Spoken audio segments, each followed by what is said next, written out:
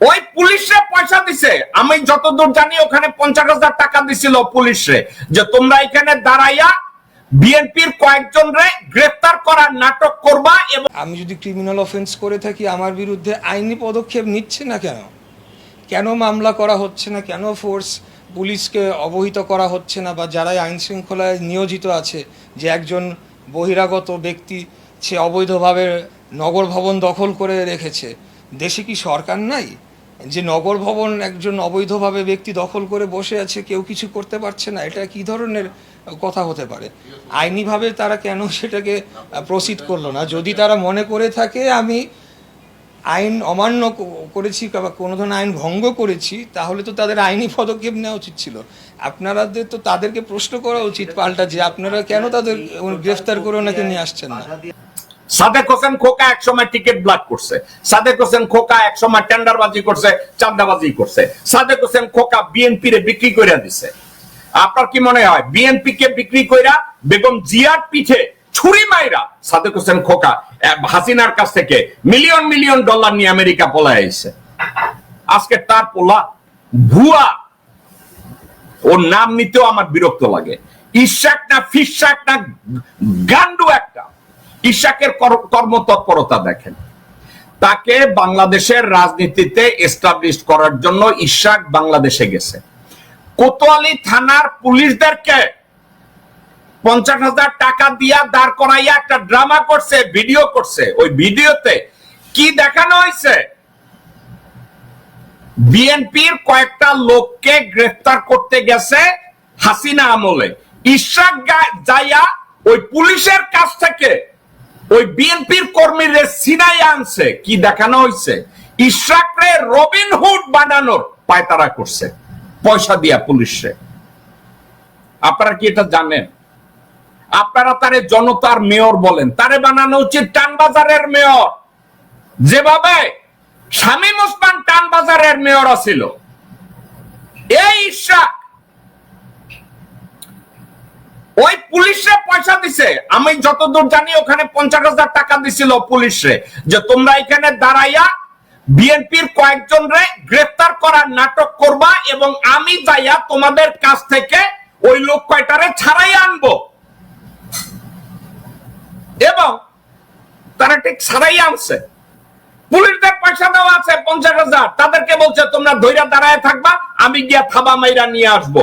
এই ভিডিওটা নিখুঁত ভাবে করা হয়েছে, ইশাক করাইছে, সাদেক হোসেন খোকা এটা জানতো, ওইটা করাইয়া তারে এস্টাবলিশ করার চেষ্টা করছে। ঠিক আছে? এবং আপনারা বলেন হাসিনা আমলে মেয়রাল ইলেকশনে যেখানে বলা হয়েছে ওই নির্বাচন হয় নাই, নির্বাচন ফেয়ার হয় নাই, এগুলা নিয়ে বহু মামলা যা কিছু হয়েছে, যেখানে বিপ্লবের পরে তত্ত্বাবধায়ক সরকার ডিক্লার করছে ইলেক্টেড সিলেক্টেড যত জায়গায় ইউনিয়ন কাউন্সিল মেম্বারশিপ, যেখানে মেয়রাল যা কিছু আছে সব ক্যান্সেল। যেখানে গেজেট করে বলছে বাংলাদেশের কোন জায়গায় এখন আর মেয়র থাকবে না, মেম্বার চেয়ারম্যান থাকবে না। ইশাক কি করছে বাংলাদেশে গিয়া বর্তমান তত্ত্বাবধায়ক সরকারের এই ডিক্রিকে ডিসওবে কইরা সে বলছে যে আমার মেয়র হওয়া লাগবে। সে অবৈধভাবে মেয়রের শপথ নেয়, রাস্তাঘাটে চাঁদাবাজদের নিয়ে নামে, যে চাঁদাবাজদের নিয়ে পুলিশে ঘুষ দিয়া এই ইশাক ভিডিও বানাইছে। হাসিনার সহায়তায়, হাসিনা পুলিশের সহায়তায়, আওয়ামী লীগের সহায়তায়, ছাত্রলীগের সহায়তায় ইশাক এই কাজগুলো করছে। আজকে ইশাকের পাশে যত লোকজন থাকে আপনারা চেক করে দেখেন, ইশাকের পাশে যত লোকজন আছে সব হচ্ছে হাজী সেলিমের গুন্ডা পান্ডা, কিলার, সিরিয়াল কিলার, এরা চাঁদাবাজ, খুনি, ধর্ষণকারী, এরা ইশাকের পাশে। আপনারা এখন চিন্তা করেন, তাইলে ঢাকা নিয়ন্ত্রণ বিএনপি যাদেরকে দিয়ে করত, আরেকজন আছে হাব্বা সালাম, এরশাদের পাচাটা বান্দর সালাম, যারে মোহাম্মদ সালাম উপদেষ্টা, স্টেজে উঠলে ইদানিং আবার হে মেতায়, বিভিন্ন জায়গায় মেতায়, হাম্বা হাম্বা ডাক দেয়, অর্থাৎ হ্যার দিকে কেউ তাকায় না। কারণ মির্জা আব্বাস আর সাদেক হোসেন খোকা এই মোহাম্মদ সালামরে বানায় রাখছিল মিনিমি। আরে বেটা তুই ছোট, তুই দূরে থাক, তুই এরশাদের চামচা, তুই দূরে থাক। তবে সালাম রাজনীতি বুঝে। কেমনে রাজনীতি বুঝে? যেই আন্দোলন পিকে যায়, সালাম দৌড়াইয়া আমেরিকা চলে আসে।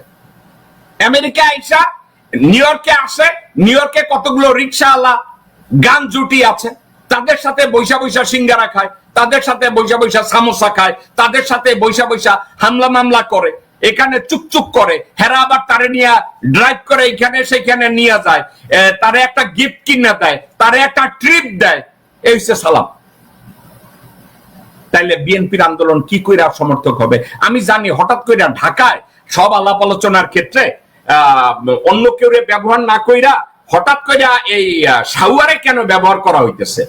ঢাকায় বিএনপির নির্ভরযোগ্য কোন নেতা তো নাই, তো কার উপরে নির্ভর করবে? আব্বাস ছিল আওয়ামী লীগের এবং হাসিনার পয়েন্টম্যান, ভারতীয় এম্বাসির পয়েন্টম্যান ছিল গোরখোদক আব্বাস। এরপরে আসেন আব্দুল আওয়াল মিন্টু, সে আপাত মস্তক একটা ভণ্ড, মুনাফেক, ফাসেক এবং মিথ্যাবাদী। কোন কথা নাই, বার্তা নাই। এই গান্ডুর এক ছেলে আছে তাবিতা ওয়াল, তারে বাংলাদেশ ফুটবল ফেডারেশনের প্রেসিডেন্ট বানাইছে।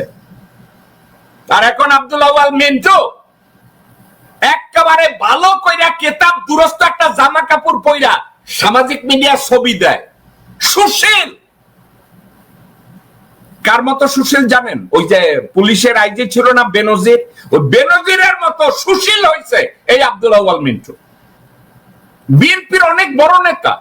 খালেদা জিয়ার পিঠে যে সমূলে ছুরি ঢুকাই দিছিল 2013 সালে, এই আব্দুল আওয়াল মিন্টু। এই আব্দুল আওয়াল মিন্টু ষড়যন্ত্র ছিল খালেদা জিয়াকে হাজতে পাঠানোর জন্য। যেই কয়জন কুশীলব হাসিনার সাথে ষড়যন্ত্র করেছে, Abdul Awal Mintu was top of them. He was heading. কুচক্রীদের যে নেতা ছিল, ওই নেতার আসনে বসেছিল এই আব্দুল আওয়াল মিন্টু। নেতার আসনে বসেছিল গোরখোদক আব্বাস। নেতার আসনে বসেছিল আমির খসরু মাহমুদ চৌধুরী। নেতার আসনে বসেছিল ইকবাল হোসেন টুকু। সামাওবাই ওই যে নডি ফারহানা ওখানে ছিল না, কারণ ও ওখানে ক্লাস পায় না।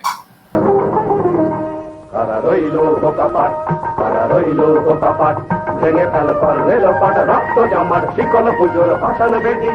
ওরে ও তরুণ নিশান, ওরে ও তরুণ নিশান, বাজে তোর গলায় বিশাল ধ্বংস নিশান, প্রাচীর ভেদি।